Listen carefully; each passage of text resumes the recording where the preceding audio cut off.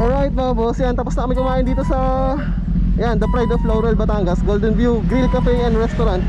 So ito yung mga bikes dito, GSX-R 600 and RC390 and GSX-R and GSX-R 600. Tapos meron CBR 600RR.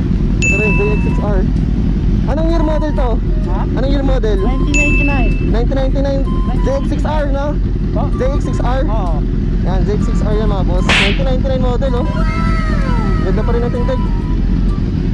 Yan, inline power yan mga boss. Naka R9 na pipe.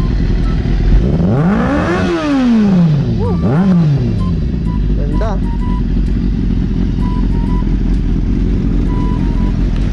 So meron tayo dito Kawasaki ZX6R. Boss JM, pwede na ibamba? Pwede na ibamba? Bomba natin. Sound check, sound check. S5. Grabe, solid, solid. Thank you, thank you. Ito, meron tayo dito GSX-R 600. Boss, ano model to? 2006. 2006 yan. Pwede pa bomba, boss? Bomba, yun o. Hey. Thank you boss, thank you. Pairing na tayo, pairing lahat. Bomba na rin natin sa atin. Single cylinder lang ito mga boss ha. At 400cc lang.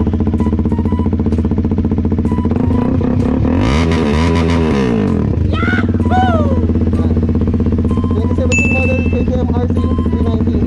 400 ito sa kapel mga boss.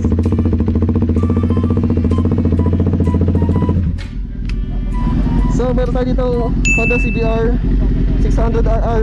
Yan, kay Boss J. Naka-acropovic to na original. Undertail.